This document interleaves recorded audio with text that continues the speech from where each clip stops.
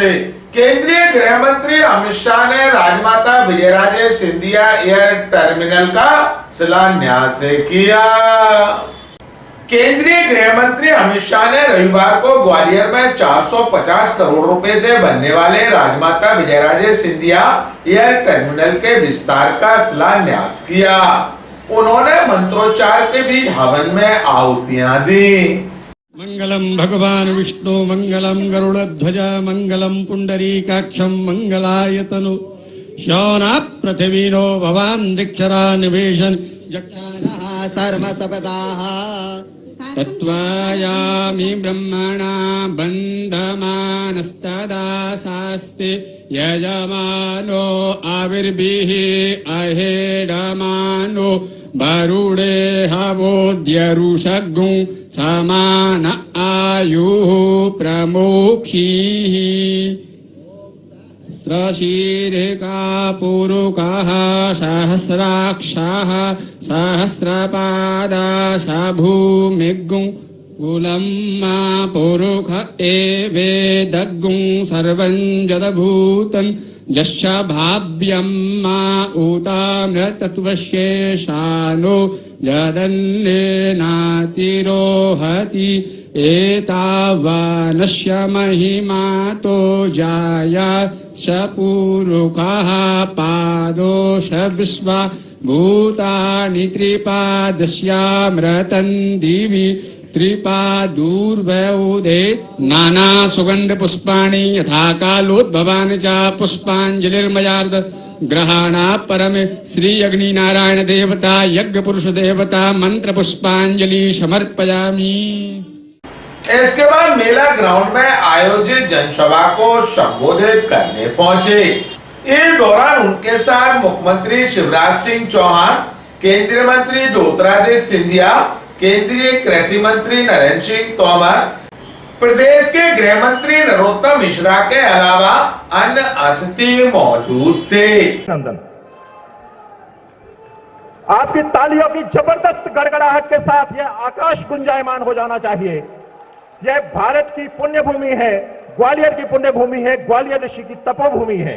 प्रधानमंत्री आवास योजना शहर के अंतर्गत श्रीमती सीमा सक्सेना पत्नी श्री मुनीश सक्सेना महलगांव ग्वालियर प्रधानमंत्री आवास योजना अंतर्गत निर्मित आवास में हितग्राही को गृह प्रवेश के लिए चाबी प्रदान कर रहे हैं हमारे अतिथिगण। नया टर्मिनल 20,000 वर्ग मीटर के क्षेत्र में विकसित।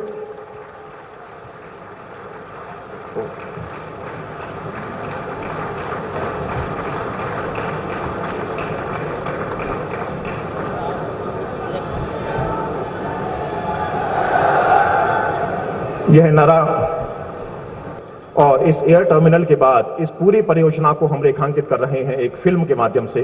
फिल्म के प्रसारण हेतु अनुरोध है। ग्वालियर भी उस विकास यात्रा का हिस्सा बनने के लिए पूरी तरह तैयार हो रहा है। स्मार्ट सिटी मिशन के अंतर्गत शहर का समग्र विकास किया जा रहा है और इसी दिशा में ग्वालियर एयरपोर्ट का राजमाता विजयराजे सिंधिया टर्मिनल भी एक नया रूप लेकर आगे बढ़ रहा है।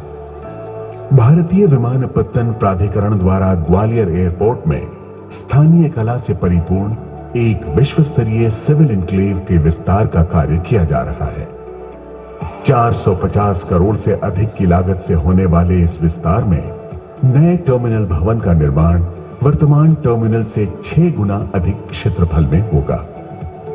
हवाई अड्डे के मास्टर प्लान के अंतर्गत यह विस्तार अगले 15 से 20 वर्षों की आवश्यकताओं को ध्यान में रखकर किया जा रहा है।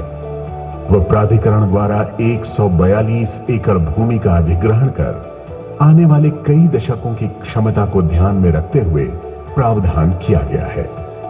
नया एयरपोर्ट टर्मिनल भवन वर्तमान के 200 यात्रियों की तुलना में एक साथ एक बार में 1400 यात्रियों का प्रबंधन करेगा। साथ ही विमानों को पार्क करने की सुविधा भी 4 से बढ़कर 13 हो जाएगी। यहां 4 पैसेंजर बोर्डिंग ब्रिजेस भी बनेंगे और इस हवाई अड्डे से प्रति घंटा 10 विमानों का संचालन हो सकेगा। एयरपोर्ट के नए टर्मिनल भवन को मध्य प्रदेश की समृद्ध सांस्कृतिक विरासत, लोक कला और प्रख्यात विभूतियों के चित्रों से सुसज्जित किया जाएगा। आज मुंबई, दिल्ली, बेंगलुरु, एवं इंदौर इत्यादि से जुड़ा ग्वालियर आने वाले समय में देश के अन्य भागों से भी जुड़ जाएगा। सभा को संबोधित करते हुए गृह मंत्री अमित शाह ने प्रदेश की पूर्व कमलनाथ सरकार पर निशाना साधा और प्रधानमंत्री नरेंद्र मोदी की तारीफ भी की। जनसभा को संबोधित करते हुए केंद्रीय गृह मंत्री अमित शाह व केंद्रीय मंत्री ज्योतिरादित्य सिंधिया ने कहा, मित्रों, अभी अभी शिवराज जी ने कोई बड़ा यज्ञ कराया लगता है। हर रोज मध्य प्रदेश सुर्खियों में है। कुछ दिन पहले प्रधानमंत्री जी स्वयं आए थे और श्री महाकालेश्वर के वहां महाकाल कॉरिडोर का लोकार्पण कर गए। भगवान महाकाल सदियों से समग्र देश के लिए आस्था का केंद्र रहे। ये उज्जैनी नगरी गुप्त साम्राज्य के समय से भारत की कला का, संस्कृति का केंद्र रही। यहीं से वीर विक्रम की बातों को आज भी बच्चा बच्चा जानता है।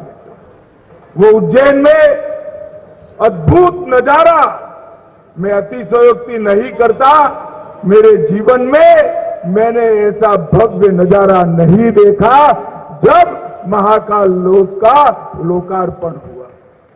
प्रधानमंत्री जी ने देश की 130 करोड़ की जनता की ओर से बड़ी श्रद्धा के साथ महाकाल का पूजन अर्चन भी किया। और आज जब भी मैं वो क्षण को याद करता हूं तब याद आता है, कांग्रेसियों ने इतने साल राज किया, ना केदारनाथ का उद्धार किया, ना बद्री धाम का, ना उज्जैन का, ना काशी विश्वनाथ का। उन्होंने भारत की सांस्कृतिक विरासत को खस्ता हाल में डाला था।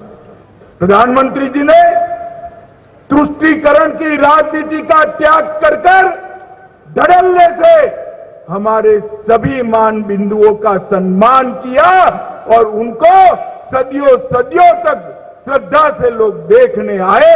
इस प्रकार के वातावरण की निर्मित की। मित्रों, आज मैं यहां पर ग्वालियर में आया हूं। मैं ग्वालियर में आया हूं तब सबसे पहले महाजी सिंधिया की वीरता को प्रणाम कर नमस्कार करना चाहता हूं।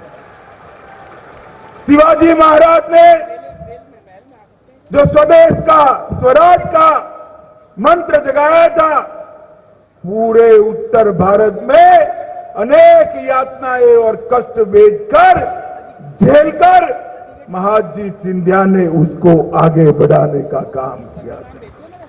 मैं भारतीय जनता पार्टी का कार्यकर्ता बड़े बचपन से हूं। यही भूमि की दो विभूति श्रीमंत विजया राजे सिंधिया जी, राजमाता जी और हमारे कुशा भाऊ जी, भारतीय जनता पार्टी का छोटे से छोटा कार्यकर्ता भी श्रीमंत विजया राजे जी को और कुशा भाऊ जी को कभी भूल नहीं सकता। अनगिनत उपकार ये दोनों महान विभूतियों का भारतीय जनता पार्टी और भारतीय जनता पार्टी की पीढ़ियों की कार्यकर्ताओं पर पड़े। हमारी भारतीय जनता पार्टी, मेरे भाई और बहनों, हमारी भारतीय जनता पार्टी की सोच सदैव रही है कि पहला राष्ट्र सोच, पहला राष्ट्र हित, उसके बाद दल। और इसी सोच और विचारधारा के साथ 140 करोड़ भारत की जनता के दिल में उस राष्ट्र सोच, राष्ट्र विचारधारा, भारतीय जनता पार्टी को स्थापित करने वाले एकता और असीम शक्ति के प्रतिबिंब माननीय अमित शाह जी के नेतृत्व में कार्य करने का मुझे सौभाग्य मिला है, मेरे भाई और बहनों। और ऐसा इतिहास जो इस देश में 68 सालों आजादी के 68 सालों में जो इतिहास नहीं रचा गया, वो आज के दिवस में सरदार पटेल जी के बाद अगर कोई लोह पुरुष गृह मंत्री के रूप में भारत में आज कायम है तो अमित शाह जी के रूप में कायम है मेरे भाई और बहनों। जो कल्पना थी श्यामा प्रसाद मुखर्जी जी की कि भारत का अभिन्न अंग कश्मीर बनना चाहिए, 370 अनुच्छेद को भंग करके प्रधानमंत्री जी के नेतृत्व में हमारे गृह मंत्री जी ने एक ऐसा ऐतिहासिक कदम उठाया जो आने वाली पीढ़ियां याद रखेंगी मेरे भाई और बहनों। जहां एक तरफ कश्मीर का कदम, वहीं दूसरे तरफ हमारी महिलाओं को उनका हक दिलवाने के लिए ट्रिपल तलाक को खारिज करने का साहसी कदम अगर किसमें भी है तो केवल प्रधानमंत्री नरेंद्र मोदी जी और गृह मंत्री अमित शाह जी के दम में है मेरे भाई और बहनों। सहकारिता को एक नया रूप दिया जा रहा है, हमारी पार्टी को सदैव शिक्षित किया जा रहा है और आज मुझे बड़ा गर्व है कि आज इस मंच पर हम लोग अभिभूत हैं कि विकास और प्रगति के एक नए पैगाम लेकर हमारे गृह मंत्री अमित शाह जी ग्वालियर के अंचल में आए हैं। पुरानी एक कहावत है कि असंभव शब्द का प्रयोग केवल कायर ही करते हैं। बहादुर लोग और बुद्धिमान लोग अपना मार्ग स्वयं प्रशस्त करते हैं और यही हाल हुआ था वो 18 महीनों में जब कांग्रेस की सरकार थी।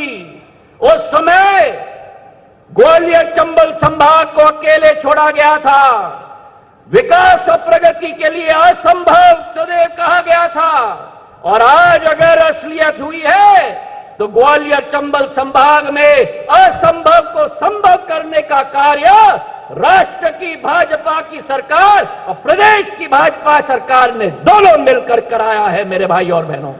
आज अमित भाई ने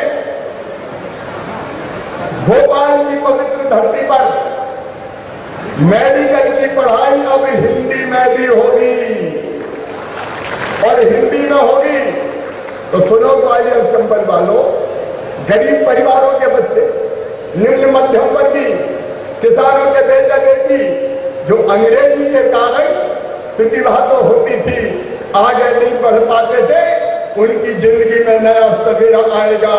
ओ धन्नू कल्ला पन्नू पन्ना लल्लन, तेरे बेटा बेटी भी डॉक्टर बनेंगे, इंजीनियर बनेंगे। प्रधानमंत्री नरेंद्र मोदी जी ने आदेश दिया कि मेडिकल की और इंजीनियरिंग की शिक्षा भी मातृभाषा में होगी और हमें गर्व है कि मध्य प्रदेश से उनके आशीर्वाद से, अमित जी के आशीर्वाद से सबसे पहले इसको लागू कर दिया। इसके आज का दिन ऐतिहासिक दिन। और दूसरे, आज ग्वालियर को अनेकों सौगातें मिल रही है। आपके चेहरों को उल्लास है, दिल में जोश है। डबल इंजन की सरकार कई सौगातें दे रही है। डबल इंजन की सरकार में ग्वालियर में 2 इंजन और लगे हैं। एक इंजन नरेंद्र सिंह तोमर जी और एक ऊर्जावान इंजन ज्योतिरादित्य सिंधिया जी। सौगातों पर सौगातें आती। अच्छा, एक बात आपसे पूछ रहा हूं, अगर कांग्रेस की सरकार मध्य प्रदेश में होती तो क्या ग्वालियर को इतनी सौगातें मिलती? अरे कौन से बताओ, मिलती क्या? सिंधिया जी दिखा रहे थे अभी, जब वो थे जो चले गए, उनसे कहा ग्वालियर का विकास ठप हो गया था। आज जल जीवन मिशन की नल योजना है 4,300 करोड़ की।